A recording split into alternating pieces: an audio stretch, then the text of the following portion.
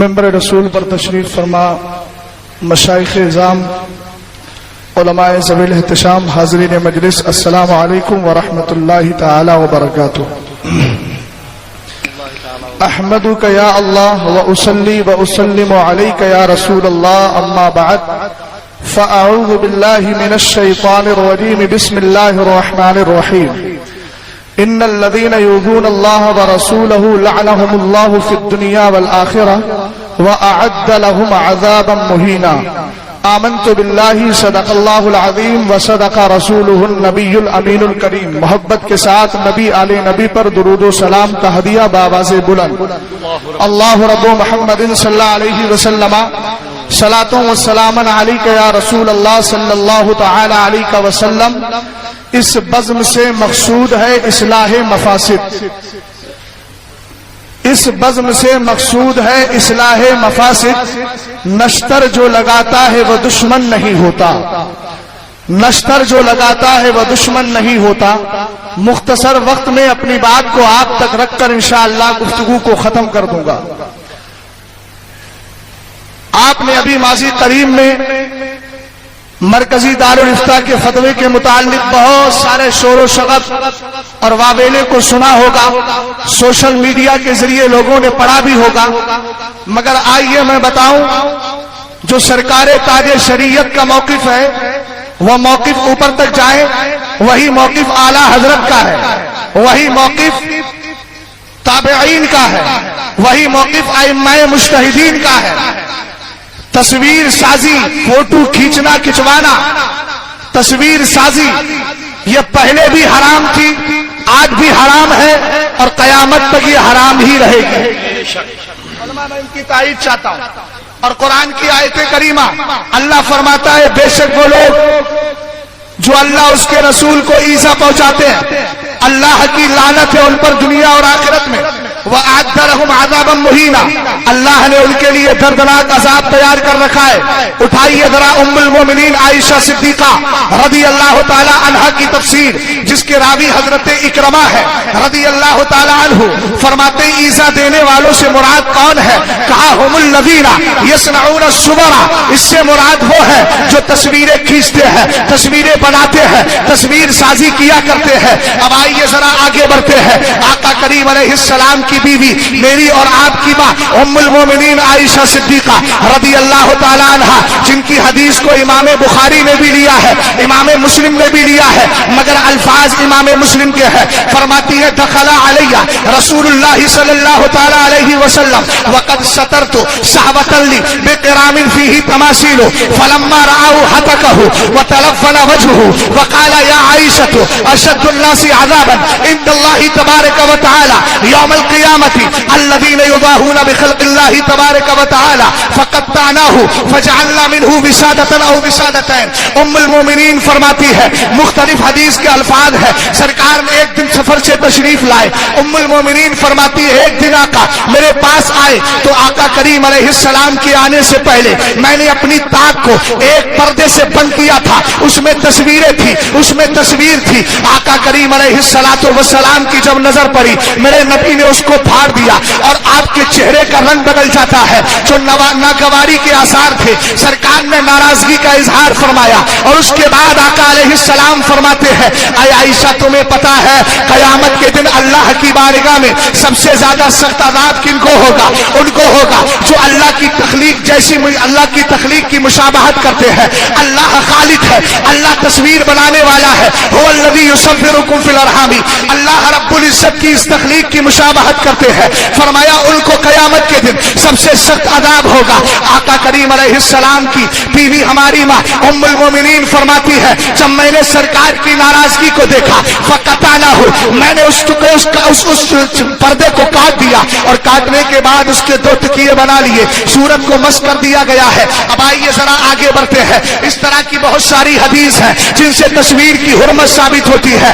آج ایک واویلا مچایا جا رہا ہے، حرمت کا مسئلہ، تصویر کی حرمت کا مسئلہ مختلف ہی ہے، فلاں نے اختلاف کر دیا ہے، فلاں نے اختلاف کر دیا ہے۔ میں ڈنکی کی چوٹ پر اپنے ان بزرگوں کے قدموں کو چوم کر کہتا ہوں تصویر کا مسئلہ نہ کبھی مختلف ہی تھا اور نہ آج ہے۔ تمہارا ذہن و دماغ اختلاف پیدا کر کے اس مسئلے کی حرمت کو آسانی میں بدل نہیں سکتا، جواز کی طرف لے جا نہیں سکتا، جو تاج الشریعہ نے پیغام دیا ہے اور ان سے پہلے جو اعلیٰ حضرت نے عطاء القدیر فی حکم تصویر میں دیا ہے وہی موقف حق ہے، اور الحمدللہ ہم اس کو مانتے ہیں۔ اب آئیے ذرا آگے بڑھتے ہیں۔ بات یہ چل رہی ہے کہ یہ مسئلہ مختلف ہی ہے، ہم نے کہا کبھی مختلف ہی رہا نہیں اور نہ ہے، کچھ لوگوں نے اس کا جواز ثابت کرنے کے لیے یہ کہہ دیا تصویر ہمارے نزدیک حرام تو ہے مگر ضرورت کا تحقق ہو گیا ہے۔ میں نے کہا اپنی تحقیق کو اپنے پاس رکھو، اس لیے کہ تمہاری تحقیق میں ہمیشہ اختلاف ہوتا رہتا ہے۔ کبھی تم مدنی چینل کے بارے میں کہتے ہو، اس کو دیکھنا نہایت مستحسن ہے۔ میں پوچھنا چاہتا ہوں استحسان کی حد تو فرض پر جا کر رکتی ہے، تو کیا تمہارے نزدیک مدنی چینل کا دیکھنا یہ فرض ہو گیا؟ اس کو فرض کے درجے میں رکھتے ہو۔ ہم ایسوں کی تحقیقیں نہیں مانتے، ہم تحقیق ایسے کی مانتے ہیں جس کی تحقیق میں خلوص بھی ہوتا ہے، جس کی تحقیق میں تقویٰ بھی ہوتا ہے، جس کی تحقیق میں صلاح بھی ہوتی ہے، جس کی تحقیق میں فلاح بھی ہوتی ہے۔ ہم اس تاج الشریعہ کی تحقیق کو سامنے رکھ کے آگے چل رہے ہیں۔ جو مرتبہ امام اعظم ہے وہ امام اعظم جس کا عالم یہ تھا جب کوئی مسئلہ حل نہیں ہوتا تھا 40 بار قرآن پاک کے ختمات کرنے کے بعد جب مسئلہ لے کر بیٹھتے تھے اللہ تعالیٰ مسئلے کا حل فرما دیا کرتا تھا۔ نعرہ تکبیر، نعرہ رسالت۔ توجہ فرمائیے، میں دو استدلال کی بات کرتا ہوں۔ دوسرا استدلال یہ کیا گیا جو کل تک ٹی وی اور مووی کے بارے میں کہتے تھے جھوٹ کے خلاف جنگ جاری رہے گی، غیبت کے خلاف جنگ جاری رہے گی، ٹی وی کے خلاف جنگ جاری رہے گی، مووی کے خلاف جنگ جاری رہے گی۔ میں نے کہا بھیا کبھی یہ بھی تو کہہ دو پیتوبندیوں کے خلاف جنگ جاری رہے گی، کبھی یہ بھی تو کہہ دو بدعقیدہ لوگوں کے خلاف جنگ جاری رہے گی، کبھی چینلوں پر بیٹھ کر یہ بھی کہہ دو اشرف علی کے خلاف جنگ جاری رہے گی، اسماعیل کے خلاف جنگ جاری رہے گی۔ یہ کب بولو گے؟ یہ مصلحتیں اور حکمتیں مت نکالو۔ اگر تمہارے یہاں نام لینا عیب ہے تو بتاؤ اعلیٰ حضرت نے 250 کتابیں بد مذہبہ میں لکھی ہے اور نام لے کر کے رد کیا ہے، تو تمہاری مصلحت صحیح ہے یا اعلیٰ حضرت کی مصلحت صحیح ہے؟ توجہ فرمائیے گا، آگے دیکھیں۔ استدلال کیا، کتاب کا نام ہے ٹی وی مووی۔ کل تک جو گھروں سے ٹی ویاں نکالتے تھے آج وہ کہہ رہے ہیں 99 بدقسمتی سے 99% لوگ ٹی وی میں مبتلا ہیں۔ یہ ان کے جملے ہیں اور یہ استدلال دیکھیے کتنا مضبوط ہے۔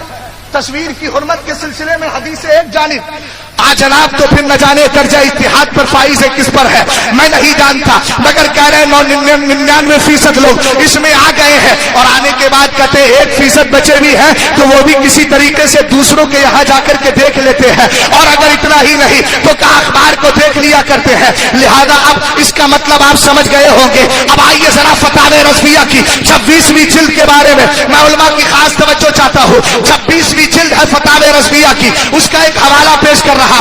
تقسیم امت کا مسئلہ الگ ہے، اسباب ستہ کا مسئلہ الگ ہے۔ میرے امام سے زیادہ اسباب ستہ کو سمجھنے والا کوئی نہیں ہے، مگر فتاوی رضویہ میں اعلیٰ حضرت فرماتے ہیں مزامیر کے بارے میں کہ مزامیر حرام ہے اور حرام ہی رہے گا، اور فرمایا لوگوں کے جس کو آپ میوزک بول سکتے ہیں فرمایا حرام ہے، حرام ہی رہے گا، اور لوگوں کے گناہ میں مبتلا ہو جانے سے کوئی گناہ جائز نہیں ہو جاتا۔ یہ اعلیٰ حضرت کے جملے ہیں، فرمایا ان کے مبتلا ہونے سے کوئی گناہ جائز نہیں ہو جاتا کہ اگر گناہ کو جائز قرار دے دو گے تو پھر شریعت کو جاہل اور فاسقوں کے ہاتھ میں منسوخ کر دینا لازم آئے گا۔ ہمیں ایسے جاہلوں کی تحقیق نہیں چاہیے۔ اور آگے بڑھو، ہاں ایک نسبت کی بات آتی ہے، بہت پہلے اختلاف چلا تھا، میں اس کی تفصیل میں نہیں جانا چاہتا، میں نسبتوں کا احترام کرتا ہوں، ان کی نسبت ہمارے سلاخوں پر ہے، اس لیے کہ نسبتوں سے پیار کرنے کا مزاج بھی بریلی شریف نے ہمیں دیا ہے۔ تیری نسل پاک میں ہے بچہ بچہ نور کا، تو ہے عین نور، تیرا سب گھرانہ نور کا۔ مگر یاد رکھیے گا حضرت امام اوزاعی اور امام اعظم کا مناظرہ ہو رہا ہے، گفتگو ہو رہی ہے، مکہ شریف میں دونوں جمع ہے، ایک کہتے ہیں رفع یدین کیوں نہیں کرتا، دوسرے کہتے ہیں آپ کیوں کرتے ہیں۔ امام اوزاعی نے کہا حدیث ہے، حدیث کی سند بیان کی، ہم سے حدیث بیان کی زہری نے، وہ روایت کرتے ہیں سالم سے، وہ روایت کرتے ہیں عبداللہ ابن عمر سے۔ امام اعظم نے کہا میرے نزدیک کوئی حدیث صحیح ہے ہی نہیں، تو رفع یدین کروں کیسے؟ ذرا پوائنٹ پر آ رہا ہوں، عام دم برسر مطلب پر آپ ذرا خاص طور سے तवज्जो दीजिएगा, इमाम आजम भी अब सनद पेश कर रहे हैं। फरमाया हमारे नजदीक रफ़े यदैन ना करने पर दलील है। कहा मुझसे हदीस बयान की हजरत हम्माद ने, वो रिवायत करते हजरत इब्राहिम नखई से, वो रिवायत करते अलकमा असवद से, वो रिवायत करते अब्दुल्ला इब्ने मसूद से।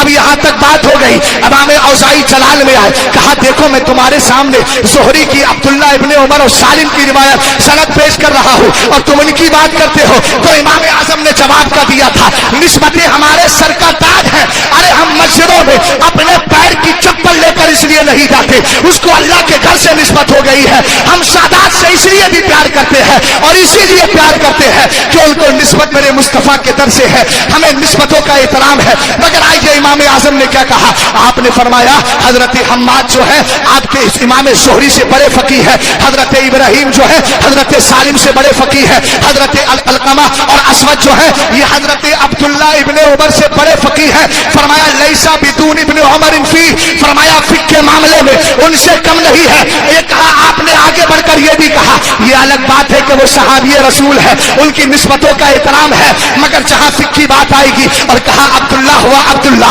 अब्दुल्ला तो अब्दुल्ला है, उनका आलम यह है कि ना उनकी तरह अब्दुल्ला इब्ने उमर, अब्दुल्ला इब्ने मसूद की तरह न फिक्र में है, न किरात में है, न दीगर चीजों में है। और सोहबत का आलम यह है कि बचपन से सहाबियत रसूल उनको हासिल है। बात मुकम्मल हो गई। इस मुनाजरे में हमें एक सहन दिया है कि तहकीक अपनी जगह होती है, निस्बत अपनी जगह होती है। अब आइए जरा मैं आपसे अर्ज करता चलूं, सरकार ताजुश शरिया ने, जिन लोगों ने यह कयास किया था कि आईने पर कयास करो, पानी पर कयास करो, सरकार ताजुश शरिया ने सवालात कायम किए हैं। उन सवालात में सिर्फ 3 सवाल मैं आपके सामने रखता हूं, बात समझ में आ जाएगी। सरकार ताजुश शरिया कहते हैं कि जो इसको अक्से आईना पर कयास करते हैं, मैं उनसे पूछना चाहता हूं, एक आदमी नमाज पढ़ने के लिए खड़ा हुआ, उसके पीछे नमाज पढ़ने वाले के पीछे दीवार में तस्वीर लगी है, अब उस तस्वीर पे पर्दा भी नहीं है और नमाज पढ़ने वाले के सामने शीशा लगा है, आईना लगा है, ये पीछे की तस्वीर शीशे में छप रही है, नजर आ रही है। अब बताइए नमाज पढ़ने वाली की नमाज मकरूह तहरीमी होगी कि नहीं?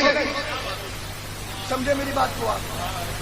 बताइए, पीछे लगी है मगर सामने नजर आ रही है, तो हो गई सामने।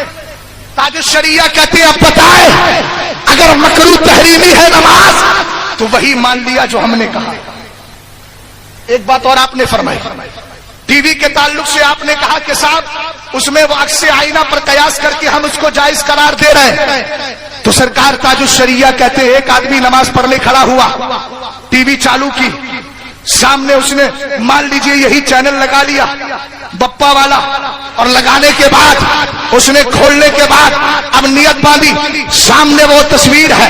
अब बताइए नमाज मकरूह तहरीमी होगी कि नहीं? तो इसका मतलब यह है कि अक्से आईना वाला कयास, निस्बतें अपनी जगह, ये जुमला दोनों लेकर के जाना। कल कोई मेरे ऊपर ये खुमार और इस तरह का इतराज या कीचड़ उछालने की कोशिश ना करे।